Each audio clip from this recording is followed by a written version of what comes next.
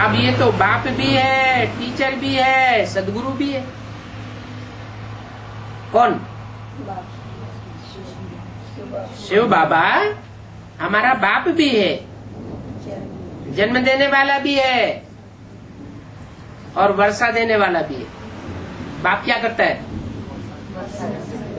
पहले जन्म देता है, फिर वर्षा देता है। तो हम ब्राह्मणों को भी इस बाप ने ही जन्म दिया। बाप जन्म देता है कि अम्मा जन्म देती है? जन्म कौन देता है? माँ देती है। पहले बाप देता है और माँ।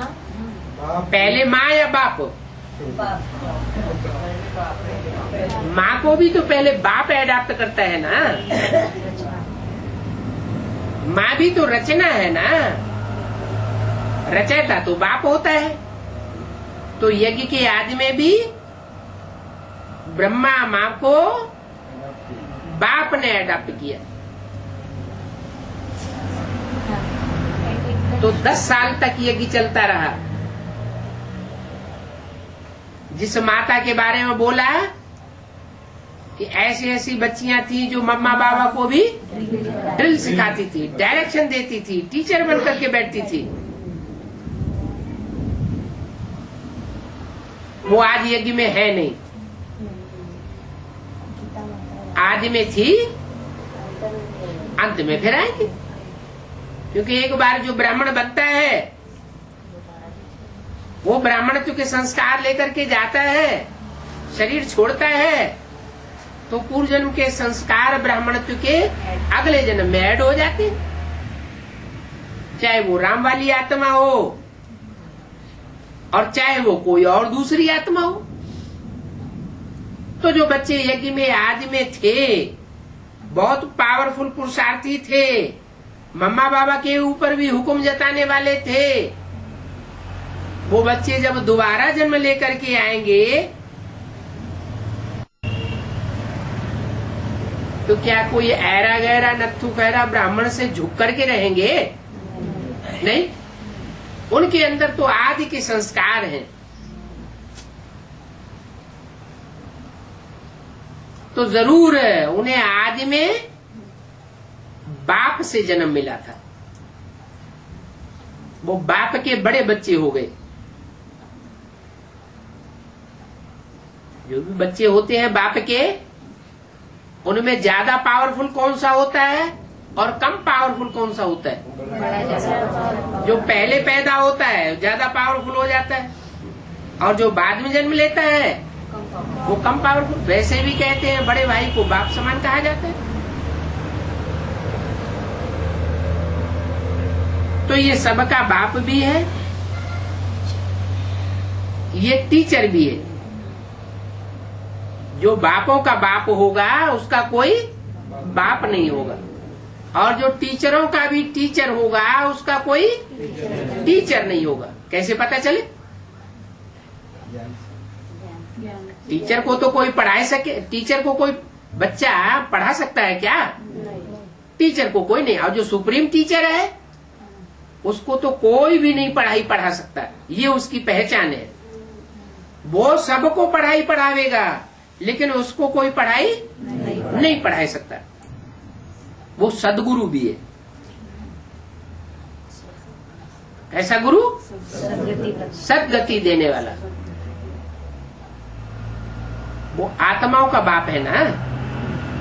तो पहले काय की सदगति करेगा? आत्मा की सदगति करेगा। वो आत्मा की सदगति करने वाला बाप शरीरधारी में प्रवेश करता है। तो जब शरीरधारी में प्रवेश करता है तो सदगुरु कहा जाता है। सदगुरु जिसके द्वारा बनता है वो दलाल के रूप में होता है या बिना दलाली किए सदगुरु का टाइटल मिल जाता है। सुंदर मेला कर दिया जब सदगुरु मिला दलाल। नहीं तो मिलन मेला नहीं हो सकता। मिलन मेला कब होता है? जब वो निराकार सुप्रीम सोल ज्योति बिंदु साकार में प्रवेश करता है। तो वो बाप भी है, टीचर भी है, सदगुरु भी है, और एक ही है। क्या? अलग अलग पर्सनालिटी नहीं है, अलग अलग व्यक्तित्व नहीं है, एक ही व्यक्ति है। ऐसे नहीं जैसे तथाकथित ब्राह्मण समझ लेते हैं कि दादा लेखराज ब्रह्मा के रूप में वो बाप भी है, टीचर भी है और सदगुरु भी है। अगर ब्रह्मा के रूप में टीचर होता तो फिर उसको पढ़ाई पढ़ाने वाला दुनिया में कोई नहीं होना चाहिए। लेकिन यज्ञ के आदि में उसको किसने पढ़ाई पढ़ाई थी?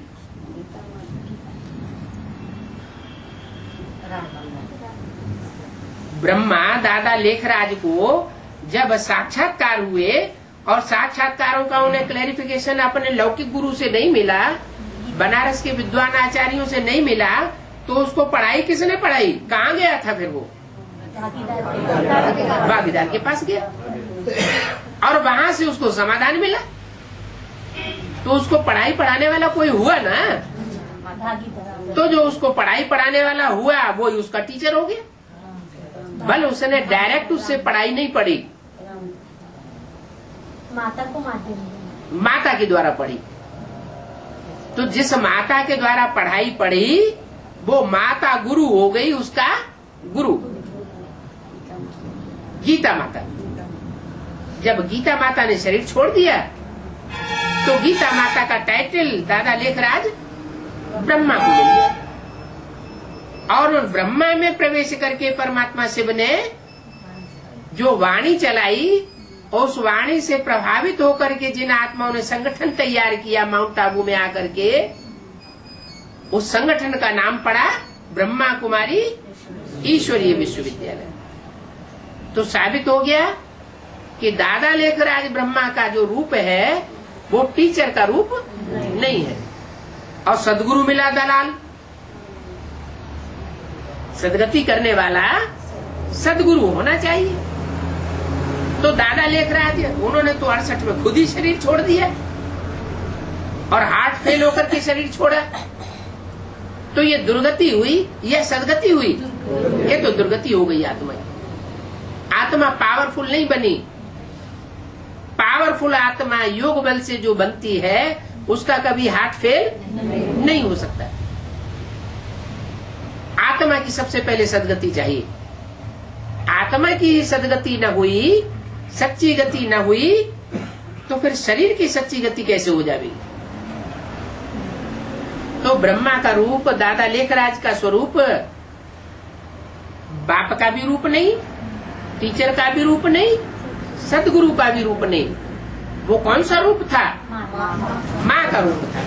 माँ के रूप में उन्होंने जितना सहन करके दिखाया उतना दुनिया में और कोई भी माता का मिसाल संसार में मिल नहीं सकता। तो ये सबका बाप भी है और सबका सदगति दाता है। कितना बड़ा टीचर होगा ये भी तुम समझा सकते हो कि वो ही सबका बाप टीचर सदगुरु है। तुम्हारे सिवा और कोई इन बातों को समझाए नहीं सकता। वो ही सृष्टि की आदि मध्य अंत का नॉलेज देते हैं। क्या कहा? किसके तन में बोल रहा है? ये वाणी किसके तन में बोली गई? ब्रह्मा के तन में। ब्रह्मा के तन में बैठ करके ऐसे क्यों बोला? वो ही सृष्टि के आदि मध्य अंत का नॉलेज देते हैं। वो ही करके दूर क्यों कर दिया? जो आने वाला भविष्य में जो पार्ट है बाप टीचर सदगुरु के रूप में बजने वाला, उसकी तरफ इशारा किया। दुनिया में ये नॉलेज कोई में नहीं है। न रचना को और न रचना की आदि मध्य अंत को जानते हैं। नेति नेति कह देते हैं। खुद जो विश्व के मालिक थे, जिन्होंने पूरे 84 जन्म लिए हैं, वो भी कहते हैं कि हम नहीं जानते। क्या कलयुग के अंत में जो आत्मा पहले कभी विश्व का मालिक थी, पहले जन्म में, वो भी अंतिम जन्म में आके क्या कहती है कि हम उसके आदि मध्य अंत को नहीं जानते। अभी बाप ये नॉलेज दे रहे हैं, फिर ये तुम भूल जाओगे। कब भूल जाओगे? जब अमर लोक में जावेंगे तो इस नॉलेज को भूल जावेंगे। क्यों भूल जावेंगे? जैसे मृत्यु एक ऐसा एक्सीडेंट है कि मृत्यु के बाद सब कुछ आदमी भूल जाता है, ऐसे ही ये मृत्यु लोक में जो सारी दुनिया की मृत्यु होती है और अमर लोक शुरू होता है, उस समय बीच में ये विनाश का ऐसा एक्सीडेंट होता है, दुनिया का सबसे बड़े से बड़ा एक्सीडेंट।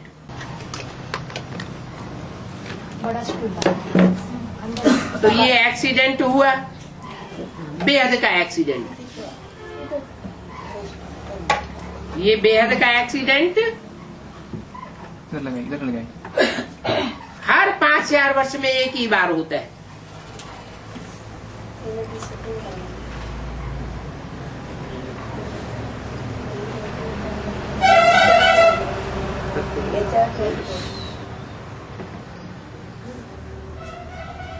इस ड्रामा के राज को तुम्हारे सिवाय और कोई नहीं जान सकता। तुम बच्चों को तो बाप नॉलेज दे रहे।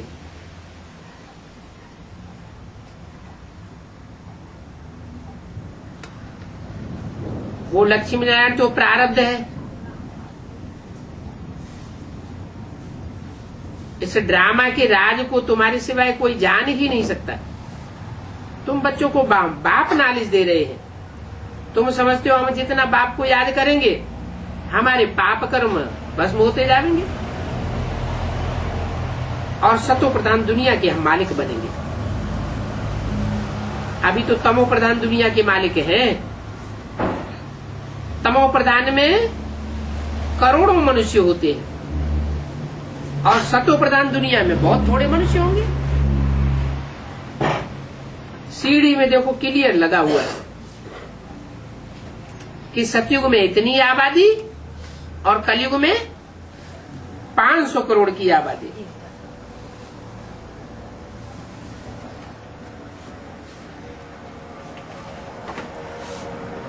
इतनी सहज बात आज के बंदर बुद्धि मनुष्य समझ नहीं सकते।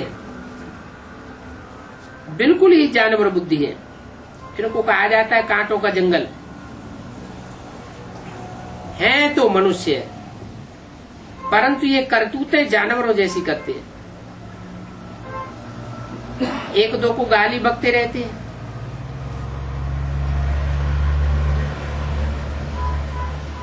कहते हैं ना ये तो मकना हाथी है, डैम फूल है। तो ये गालियां हुई ना। शैतान भी कह देते हैं तुम जानते हो बरोबर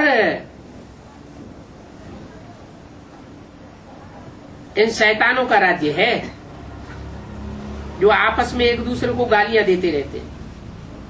सत्युग में ऐसे अक्षर कब नहीं कहते हैं। ये बातें अभी तुम बाप के द्वारा सुन करके और धारण करते हो। दूसरा तो कोई इन बातों को सुनता ही नहीं है। ये कांटों का जंगल है, उनको कहेंगे फूलों का बगीचा। मुसलमान भी कहते हैं गार्डन ऑफ अल्लाह। क्यों? मुसलमान स्वर्ग में जाते हैं क्या?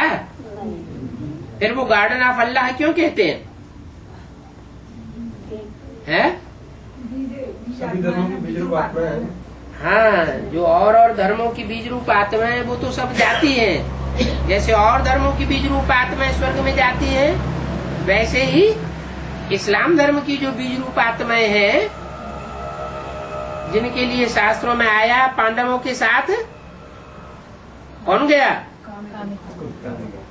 कुत्ते ने भी स्वर्गारोहण किया।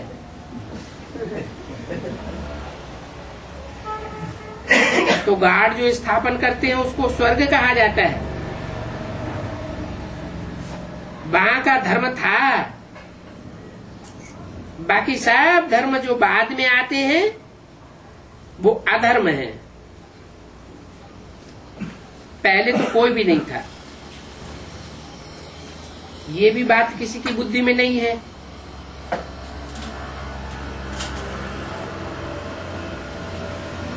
ढेर की ढेर आत्माएं हैं, सब आत्माएं भाई भाई ठहरे और सब एक परमात्मा के बच्चे हुए तो वो सब आत्माएं हो गई निराकार और वो हुआ आत्माओं का बाप। फिर मनुष्य सृष्टि में जो भाई बहने हैं उनका बाप कौन हुआ?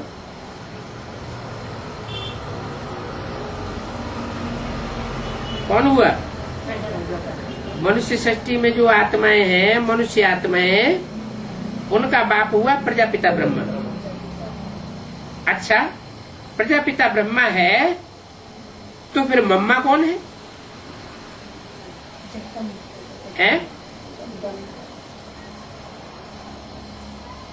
प्रजापिता ब्रह्मा है तो वो प्रजा के साथ है, तो फिर उसके साथ अम्मा कौन हुई? वो जगता है। प्रजापिता माना 500 करोड़ की प्रजा का बाप, तो वो ही सारी जगत की माता अम्बा।